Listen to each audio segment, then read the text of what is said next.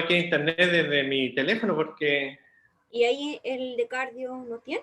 no. Es que tengo la presentación en el Mac y en otro formato que es Keynote, no Ah, PowerPoint. Entonces, no te da para conectarte ahí de los computadores, pucha.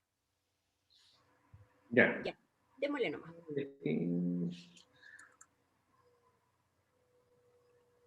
Ahí sí. Ahí se ve en pequeño. ¿Estaba Sí, bien, sí, Ana? pequeño. Que ahora voy a estar compartiendo pantalla. Espera. Ahí sí. Y sí, Ahí sí. sí, estamos. Y hola, buenos días. Para los que no me conocen, soy el doctor Bobadilla, Braulio Bobadilla, el cardiólogo y ecocardiografista acá del hospital de Temuco y trabajo también en la clínica alemana. Son minutos que nos reúnen, nos convocan esto ahora y hablar un poco de cor pulmonar. Es el, el título de la presentación de hoy. Primero, entregar una definición para dejar como las cosas claras desde un principio. Y se entiende el cor pulmonar como cualquier alteración estructural, ya vale decir hipertrofia, dilatación, y también una alteración del funcionamiento, de la función sistólica del ventrículo derecho, ¿ya? Y esto es como un resultado del aumento de las presiones pulmonares que están asociadas a enfermedades del parénquima pulmonar o su vasculatura, o la vía aérea superior y la pared torácica. Entonces, en resumidas cuentas, cualquier compromiso pulmonar, ya sea del parénquima o de la vasculatura pulmonar, y en consecuencia esto va a traer un efecto sobre las cavidades derechas, ¿ya? Vale decir en hipertrofia, dilatación o la disfunción del ventrículo derecho. Por ende, o sea, en resumen, o sea, cualquier disfunción que tenga el ventrículo derecho a causa, por ejemplo, de una afección cardíaca del lado izquierdo, por ejemplo, una estenosis mitral severa, eso ya no se considera un cor pulmonar, ¿ya? Entonces, todo compromiso pulmonar que afecta al ventrículo derecho, eso se considera cor pulmonar, ¿ya? La epidemiología, bueno, es la tercera causa de función cardíaca y por lejos la mayor causa, la principal causa de cor pulmonar es el EPOC, ¿ya? Pero la proporción de pacientes con EPOC que hacen cor pulmonar es variable, no todos los pacientes que tengan EPOC en definitiva, van a ser un cor pulmonar, y eso está sujeto a otras condiciones también, ¿ya? En Estados Unidos corresponde entre un 10 a un 8, un 10%, alrededor de un 10% de todas las cardiopatías, ¿ya? Y alrededor de un 10 a un 30% de los pacientes que están hospitalizados por insuficiencia cardíaca. O sea, si tomamos el globo más o menos de todos los pacientes hospitalizados por insuficiencia cardíaca, alrededor de un 10 a un 30% son por esta condición, ¿ya? En un estudio de autopsias de Inglaterra, alrededor del 40% que tenían bronquitis crónica y enfisema tenía evidencia anatómica de un cor pulmonar, ¿ya? Y el EPOC, si le sumamos que tenga además una hipertensión pulmonar, esto obviamente implica o conlleva tiene un mayor riesgo de hospitalizaciones y peor sobrevida, ¿ya?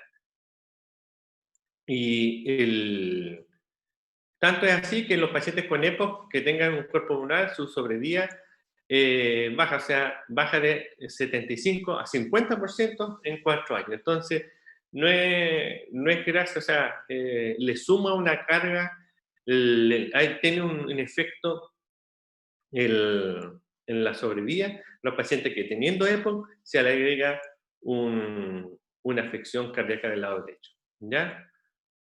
La fisiopatología, bueno, hay que tener primero claridad de cuál es la fisiopatología pulmonar normal. Que en la circulación pulmonar es un sistema de baja resistencia, ¿ya?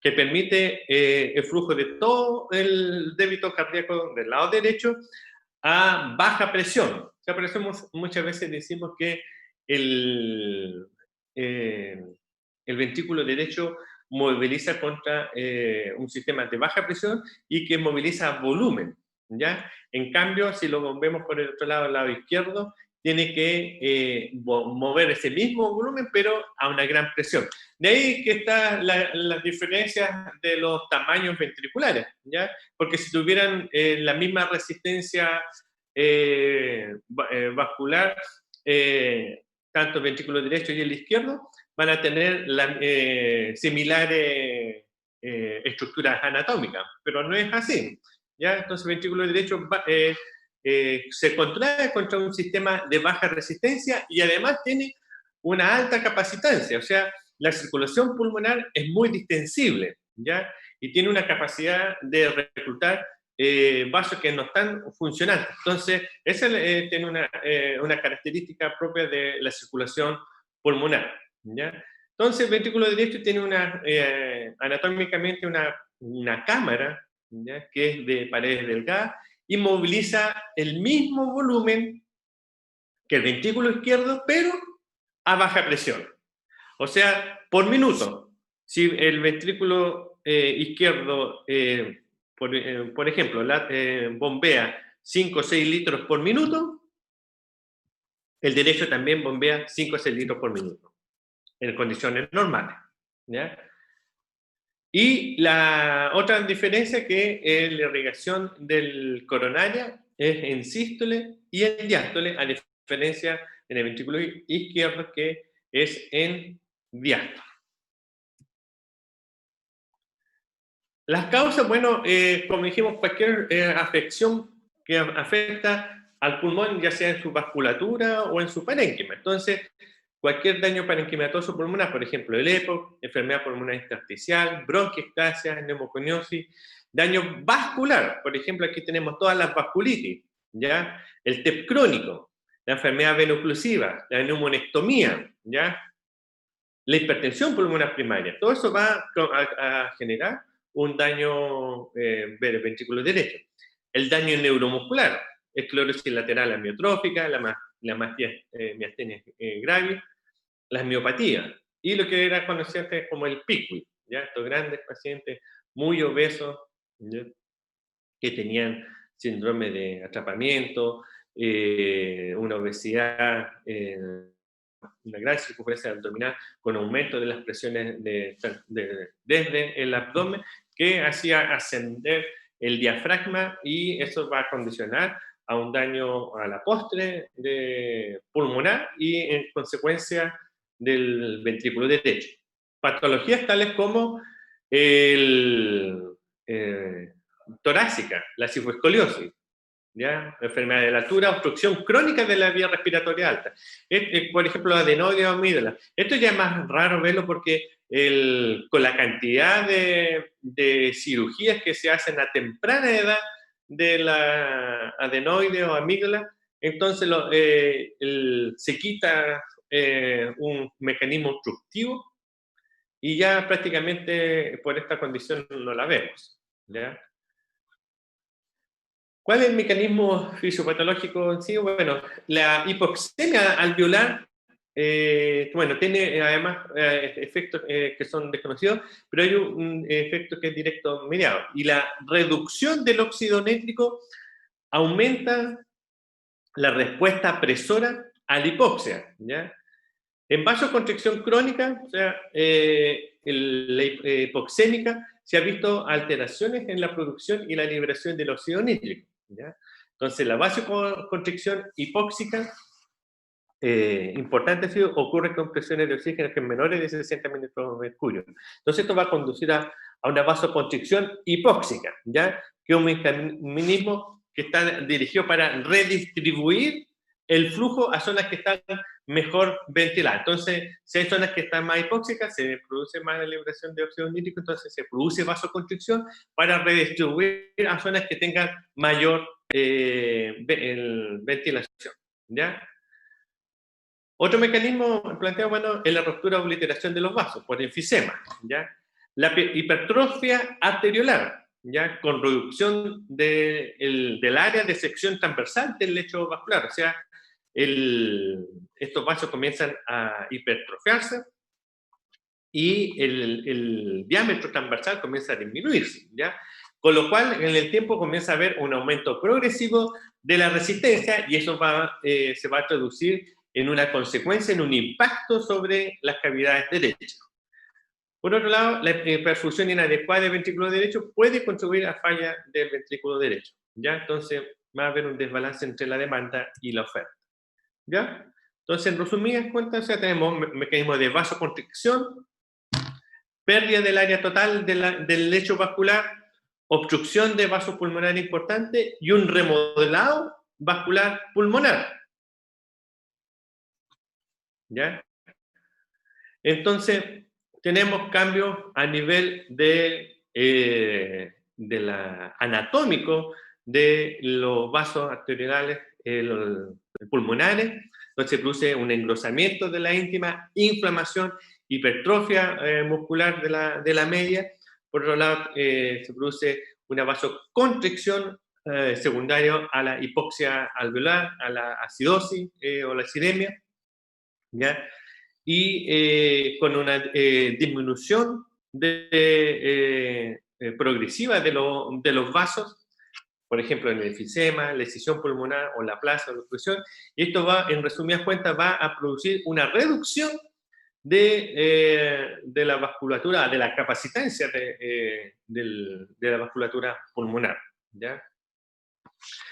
Por otro lado, el organismo ante una condición de hipoxemia va a aumentar la cantidad o la producción de glóbulos rojos, que se va a producir una eritrocitosis. Entonces, eso va a producir un aumento de la viscosidad sanguínea y eso, por su defecto, va a producir una mayor resistencia pulmonar y eso, con un gasto cardíaco, en definitiva, a la postre, al tiempo, vamos a tener una hipertensión pulmonar, ¿ya? Entonces, resumidas cuentas, tenemos fenómenos de acidosis, hipercapnia, eritrocitosis, hipoxemia, que van a conducir a hipertensión pulmonar, y esto a su vez de una sobrecarga de volumen, de presión sobre el ventrículo derecho, que en etapas iniciales podemos ver cambios anatómicos, solamente dilatación de cavidades, aumento del grosor parietal del ventrículo derecho, pero a la postre los mecanismos compensatorios se van a agotar y vamos a caer en una disfunción, va a claudicar el ventrículo derecho y vamos a entrar en una falla ventricular derecha, ¿ya? Entonces, casi el mecanismo unitario de todos estos fenómenos vasculares parenquimatosos del territorio pulmonar conducen hacia la hipertensión pulmonar en el tiempo. Entonces, y aquí tenemos que remirarlo desde el punto de vista pulmonar. O sea, las condiciones, cómo entender la clasificación o cómo podemos organizar el entendimiento, el abordaje de la hipertensión pulmonar. Y bueno, está esta clasificación clásica de la hipertensión pulmonar, pero aquí hay que hacer una acotación. La enfermedad es del grupo 2, ¿ya? Que aquí aparece el grupo 2 asociada a enfermedad cardíaca izquierda. Esta, por ejemplo, la disfunción sistólica, disfunción diastólica o falla valvular del lado izquierdo, todo este grupo 2 no entra en esta consideración de lo que es el cor pulmonar. Las otras, sí, ¿ya? Condición, la hipertensión pulmonar primaria, el EPOC, ¿ya? Enfermedad pulmonar intersticial difusa, trastorno respiratorio, trastorno de hipoventilación pulmonar, ¿ya? Hipertensión pulmonar tromboembólica, obvio, o sea, el grupo 4, ¿ya? Un gran mecanismo, o sea, de producción de daño cardíaco derecho a causa de una embolía pulmonar, ¿ya? Y otro, el grupo 5, que está en la consideración del grupo de aquellos factores que son poco claros. Entonces, cuando vemos o lo vemos desde el punto de vista de la hipertensión pulmonar, el grupo 2 se nos excluye del entendimiento o de la concepción de lo que es el core pulmonar. Entonces tenemos al grupo 1, 3, 4 y el grupo 5. ¿Ya? Entonces, eso visto de la clasificación de la hipertensión pulmonar. Visto así como enfermedades que pueden causar core pulmonar, entonces tenemos todas aquellas enfermedades que producen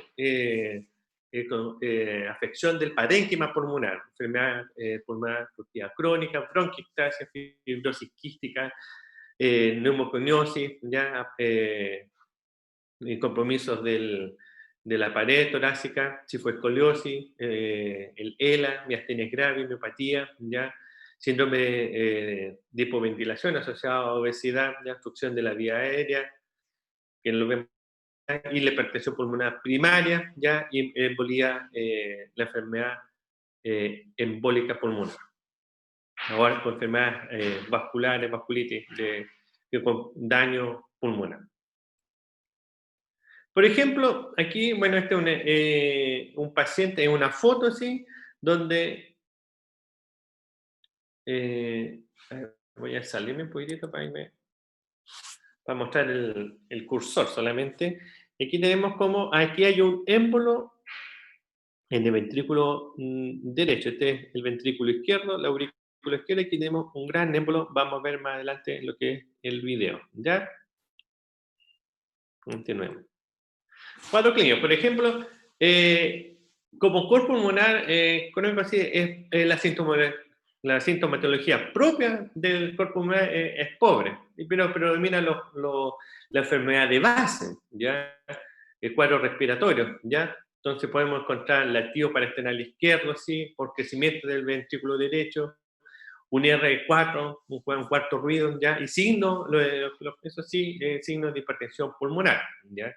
En etapas iniciales es más difícil poder captar esto desde el examen físico, pero ya en condiciones ya tardías, más consolidadas, las vamos a encontrar, ¿ya?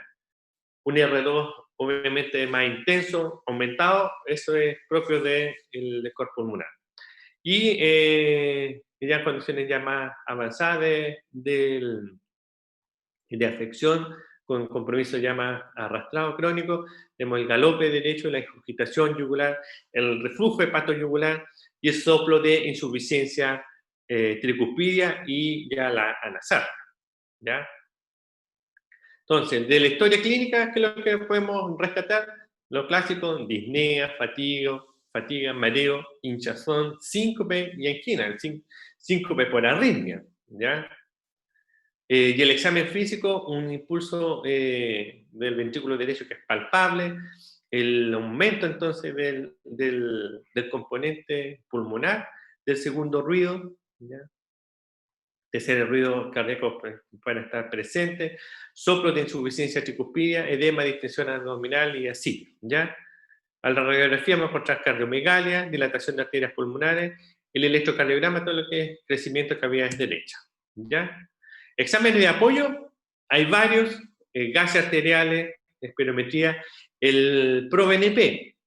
Nos da esto un excelente examen que nos ha llegado a dar mucha utilidad para poder discernir estos cuadros, en lo que es no solamente enfermedad cardíaca izquierda, insuficiencia cardíaca izquierda, sino también la derecha, pero lamentablemente, o sea, el ProBNP elevado tiene un predictor de mayor morbimortalidad, ¿ya? Y la radiografía de tórax, obviamente, para evaluar lo que es nuestro primer abordaje, en lo que es la evaluación del parénquima pulmonar. El electrocardiograma, entonces, el clásico así, bueno, vamos a ver elementos de daño o el daño del cardíaco, vamos a ver una P pulmonar, signo de reacción del ventrículo derecho, bloqueo de rama derecha, ya sea incompleto o ya derecho, y bajo voltaje. Y en el eco vamos a encontrar bueno, elementos de disfunción, el tamaño, la dilatación, hipertrofia, ¿ya? Y el aumento de las presiones sistólicas y diastólicas de la arteria pulmonar. Y el cateterismo derecho, que ya es un examen invasivo, podemos ya en la condición ya diagnóstica de hipertensión pulmonar, cuando ya está establecido la hipertensión pulmonar severa, dentro del mecanismo pronóstico, podemos solicitarle a los pacientes que se enviarlos a cateterismo derecho para ver estudios de vasoreactividad, ¿ya? Entonces, cuando tienen la presión arterial media pulmonar mayor o igual de 25, estamos hablando de hipertensión pulmonar, ¿ya? Obviamente sí, con un capilar pulmonar menor o igual de 15. El capilar pulmonar, si recuerdan en la clase pasada que les dije ¿qué es lo que hace la presión de capilar pulmonar?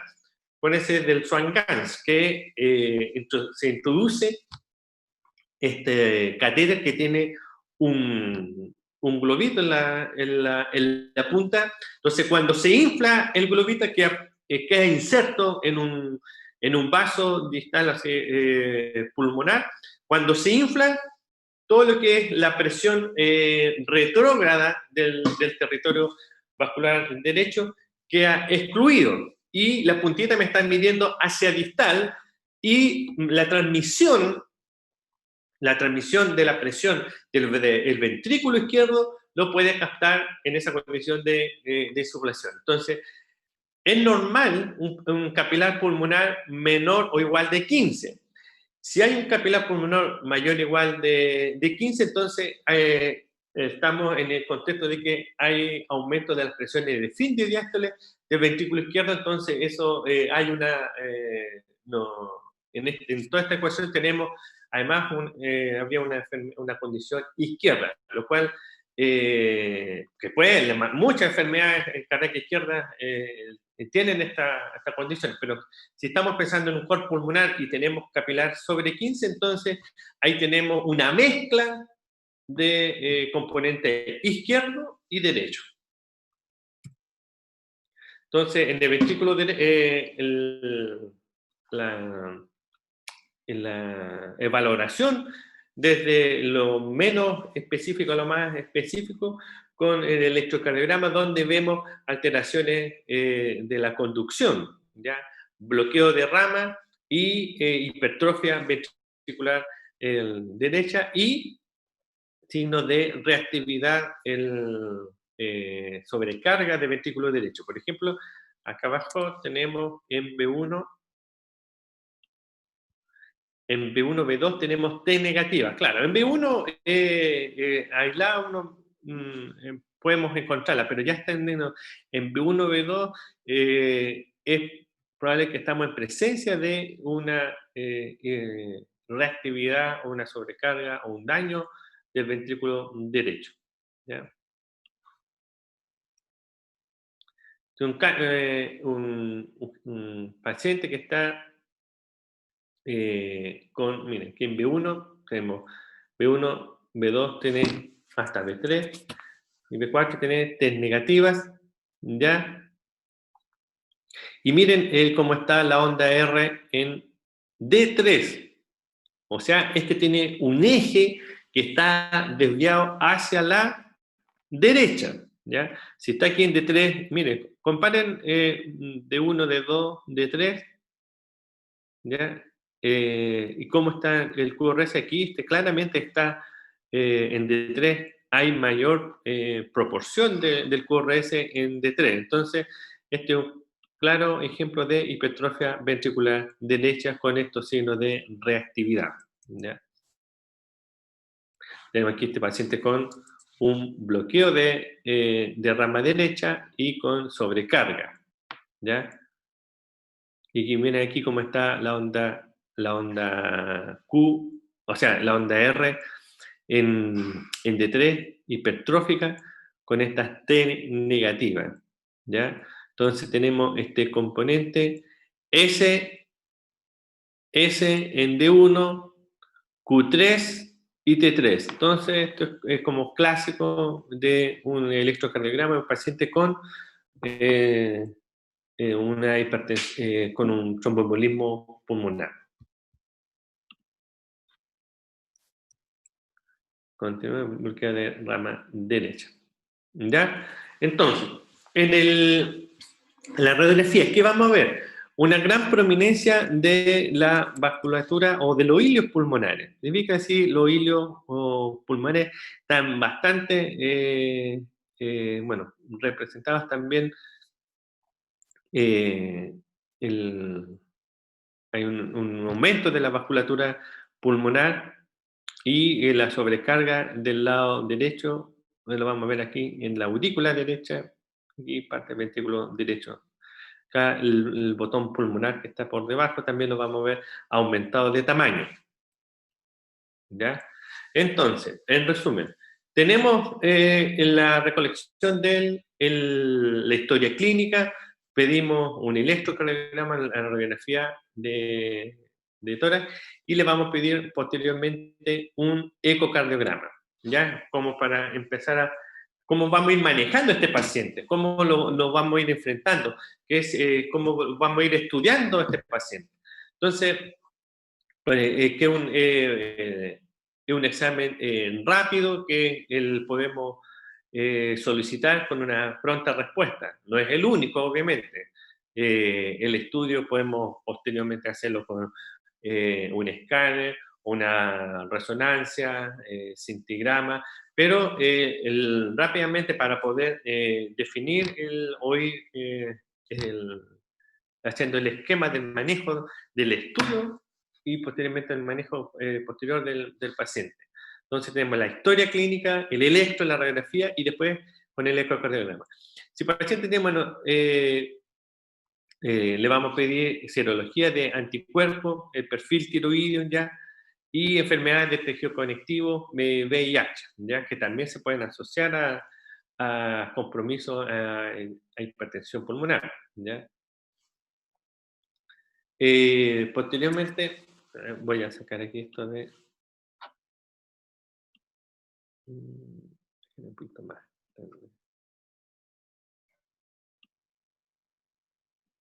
Por el tema del cursor. Entonces, pruebas de función pulmonar, ya un TAC de tórax, ya, para ver cómo está el compromiso del parénquima pulmonar, ya. Si está el eco positivo y tenemos un escáner positivo, nos confirma una enfermedad, vamos a tener que terminar después el cateterismo cardíaco derecho en caso de que tenga hipertensión ya pulmonar avanzada, ¿ya?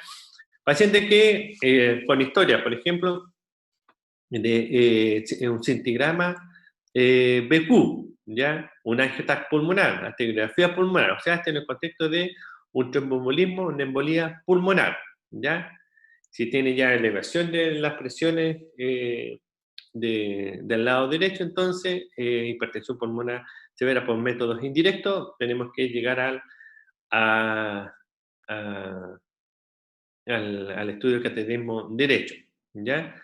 Y si no hay evidencia de hipertensión pulmonar, no hay, bueno, hay que descartar si hay o no enfermedad del lado izquierdo y también el estudio del sueño, considerarlo en el abordaje del paciente que tenga el sospecha o en el estudio de, de cor pulmonar. ¿En qué pacientes vamos a pensar en mandarlo a un estudio de polisomnografía? Por ejemplo, un paciente que tenga una anatomía, un paciente obeso, que tenga alta sospecha de un síndrome de apnea o hipopnea del sueño, ¿ya? Entonces, eh, una vez que se han descartado y que el, nos quedamos claros con el estudio, si no hay evidencia de tener estas condiciones secundarias, tenemos que llegar al estudio de cateterismo cardíaco derecho y si sale elevada las presiones de arteria pulmonar, habiendo descartado muchas de estas otras condiciones, podemos establecer el diagnóstico de hipertensión pulmonar primaria, ¿ya? Entonces el tratamiento va a ser, es dependiente y de lo que se ha establecido como enfermedad de base. Si en nuestro estudio, en nuestro algoritmo, nosotros hemos descartado enfermedad tromboembólica, enfermedad vascular, parenquimatosa, una vasculitis, por ejemplo, un síndrome de riñón-pulmón, cualquier enfermedad autoinmune con compromiso pulmonar, en un paciente portador de VIH, enfermedad tromboembólica, enfermedad de hipopnea o enfermedad obstructiva del sueño. Otras cosas que cuando uno ya lo ha establecido, le ha puesto el sello y ya ha hecho el diagnóstico, el objetivo primario es ir a tratar esa enfermedad. Ese es lo más importante, ¿ya? No podemos tratar en forma comenzar a darle diurético, otra terapia farmacológica cardiológica, si es que esto otro primero no ha sido bien tratado. ¿Ya? Por ejemplo, si un paciente es hipótico, entonces el hábito es suspender el cigarrillo, la terapia kinésica, aquí entran nuestros amigos los kinesiólogos, que son fundamentales en el manejo, rehabilitación de estos pacientes, la terapia broncodilatadora, algunos tenemos que llegar a la oxigenoterapia, ¿ya? Y si ya de existir o de estar establecida la insuficiencia cardíaca, bueno, hay que considerar una dieta hiposódica y el uso cauteloso de los diuréticos, ¿ya? El digital, la glicosina, es controvertido, salvo, bueno, en caso que pueda ya haber consistencia de fibrilación auricular, ¿ya? Medidas generales, ingesta moderada de sodio en la dieta, controla diario a estos pacientes le hace muy bien bajar de peso, la reducción de peso, el abandono del tabaco, ya actividad física aeróbica, pacientes ya si tienen hipertensión pulmonar en las mujeres, por favor, hay que evitar el embarazo, por eso hay que hacer un control ahí de la natalidad y ahí ser derivado de forma oportuna a los ginecólogos para ver cuál es el mejor método de evitar el embarazo, ¿ya? Los pacientes, tú tienes que estar constantemente en el plan de vacunación anual que tiene el ministerio y también hay otras, bueno, tanto con la influenza y el neumococo, ¿ya? Y tratar de tener claro cuáles son los desencadenantes, bueno, el cumplimiento terapéutico y el otro, el uso de los AINES es muy controversial y muchas veces desencadena, produce recaídas en este tipo de pacientes, ¿ya? Condiciones, infecciones también. Medida específica, bueno, optimizar la precarga, la poscarga, control del ritmo, la anticoagulación en el caso de pacientes que ya están, tienen, por ejemplo, una embolía, un TEP crónico, la septoctomía, o sea, auricular, eso va a ser discutible en el caso de que podamos encontrar algún beneficio para poder realizarlo, ¿ya? Posteriormente soporte circulatorio mecánico, ECMO o trasplante, pacientes muy jóvenes. Por ejemplo, este caso, un caso de una mujer de 65 años, paciente hipertensa, diabética, obesa, y que venía viajando en bus desde Santiago a Temuco, y mire, cuando llegó al rodoviario acá a Temuco, se bajó del bus y parece que fue en la misma escalera ahí al bajarse del bus, sufrió un colapso.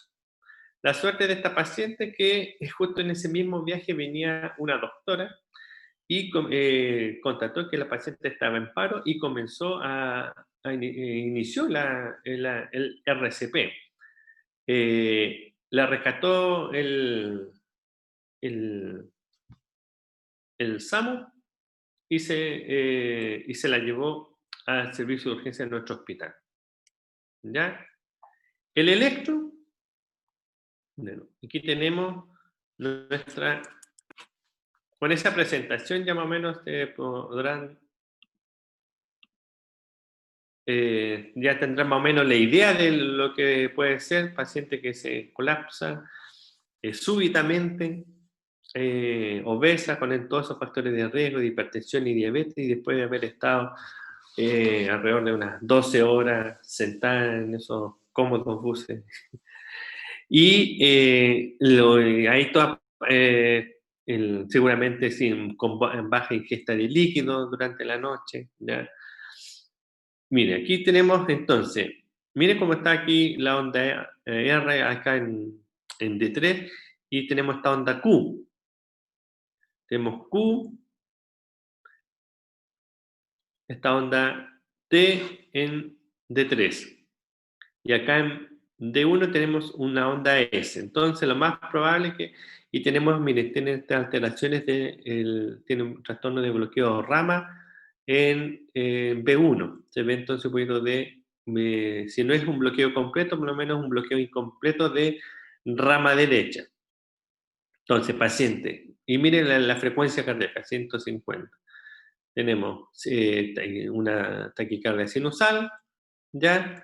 Un ritmo sinusal, bueno, taquicardia sinusal, con un trastorno de conducción intraventricular sugerente de un bloqueo incompleto de rama derecha, y tenemos esta triada de S en D1, Q3, T3. Entonces tenemos un paciente con alta sospecha de tenga una enfermedad embólica pulmonar. ¿Ya? Disculpen. Pasamos a la siguiente. Decimos feliz un eco. Aquí ya se ve que cómo está dilatada el ventrículo derecho. Y aquí tenemos todo. Mira, esta es una vista paraesternal, eje largo. Y aquí en el eje paraesternal corto tenemos, bueno, aquí al centro, la válvula aórtica. Y mire cómo están las cavidades derechas completamente dilatadas. Miren su relación con lo que aquí se ve en la aurícula izquierda, pero como está completamente dilatada. Viene en esta aurícula derecha comparada con esta otra aurícula izquierda. Muy, muy dilatada. Y miren el septum interventricular, cómo está aplanado. Se aplana, o sea, tiene la forma de una letra D. Aquí esto plano y aquí para acá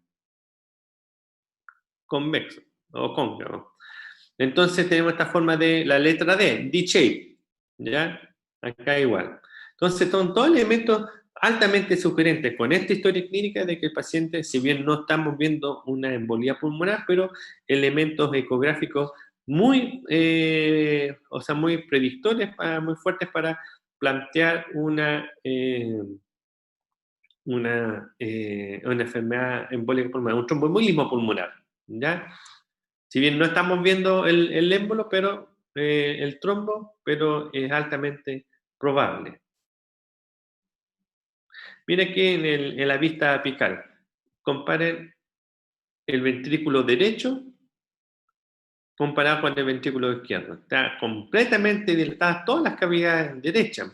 Mire cómo se contrae aquí el ápex del ventrículo derecho, con la energía que se contrae, y compárelo con este que está bastante hipokinético. Este es un signo clásico de McConnell. Y esto es como bastante, es un signo bien, se ha descrito como uno de los pocos signos ecográficos de tromboembolismo pulmonar, ¿ya? En su fase aguda. Hiperquinesia del ápex del ventrículo derecho en comparación con hipoquinesia, un trastorno de la motilidad de la pared libre, del resto de la pared libre del ventrículo derecho. Entonces, signo de McConnell, muy sugerente, o sea, un signo de tromboembolismo pulmonar. Entonces, ¿qué tenemos aquí? Un paciente que tuvo un fenómeno embólico, lo más probable, una trombosis venosa profunda, migró el trombo, un gran trombo, y se enclavó en el territorio vascular pulmonar y produjo en la vasculatura pulmonar un mecanismo obstructivo. Y eso en consecuencia produjo una dilatación aguda del ventrículo derecho. Seguramente si uno le pide biomarcadores a este paciente va a tener las troponinas elevadas, el ProBNP elevado, ¿ya? Entonces tenemos agudamente una condición en la cual se estableció, se instaló una embolía pulmonar y tuvo su repercusión en el ventrículo derecho. Ahí. Ya. Aquí tenemos el strain. ¿Por qué es útil? Miren, el mismo paciente, este es el strain, que es lo que es una evaluación de la deformación miocárdica, ¿ya? Mientras valores más negativos, significa que se acorta más esa porción, ese segmento de la pared. Y aquí tenemos en el apex en menos 25, o sea, se contrae muy bien. Y mire comparado con estos otros segmentos, menos 10 y menos 7. No, incluso es 7, 7 positivo, o sea, en vez de contraerse, se estiró más. Entonces, este es una comprobación de lo que ya habíamos visto en las vistas del biplano. Disfunción del ventrículo derecho. Aquí está dilatado completamente la aurícula derecha. Esta es otra imagen que me la prestó el doctor Gamboa, de tiempos pretéritos de la cardiología aquí en Temuco.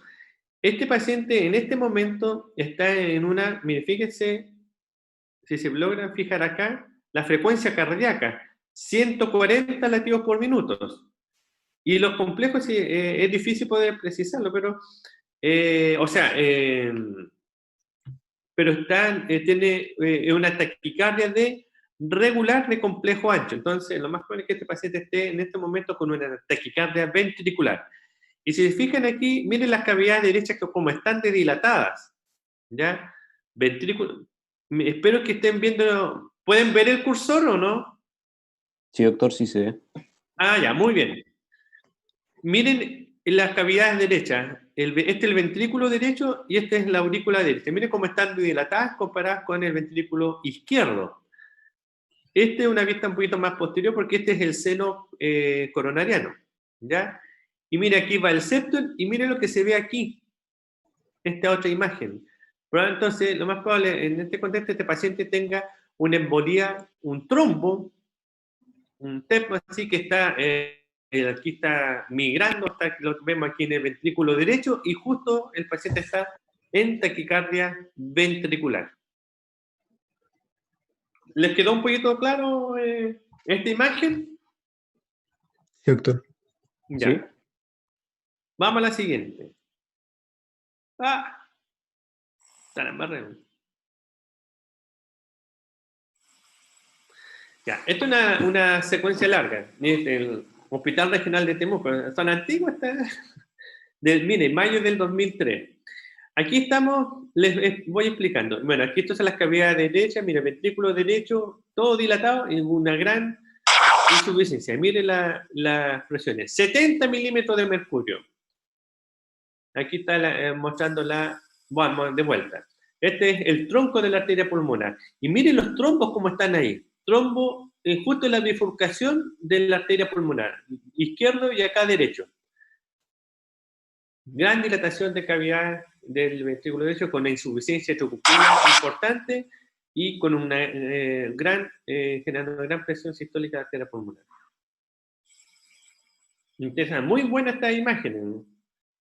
En el reporte de la literatura uno puede ver alrededor de un 4% por el eco, el émbolo en la arteria o migrante, o cabalgando. Y aquí fue capturado. Y en esta gran secuencia se encontró. Miren. Trombo en la arteria pulmonar justo en la bifurcación, allá, acá, dos trombos grandes que están ocluyendo la parte proximal gran dilatación, sobrecarga de ventrículo derecho y izquierdo, sobre todo la derecha, y con una tremenda insuficiencia de tricuspilla y una presión sistólica arterial pulmonar que era de 74. ¿Ya?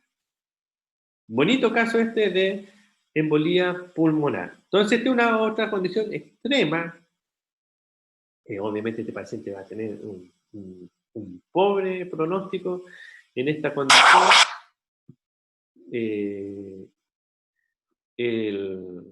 Con tanta hipertensión pulmonar. ¿Ya?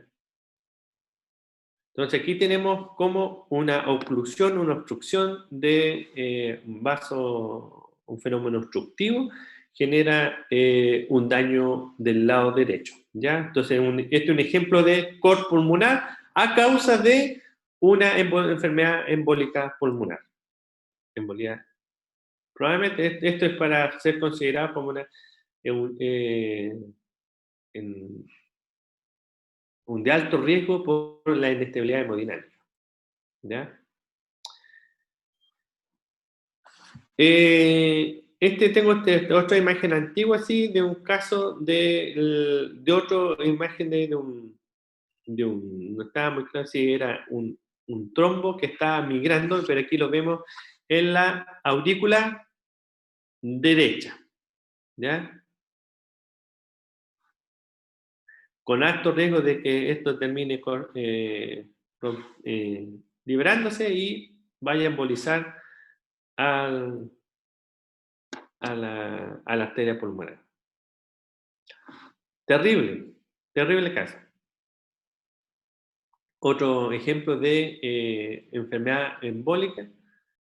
Este todavía no ha llegado, este trombo todavía está en la aurícula izquierda.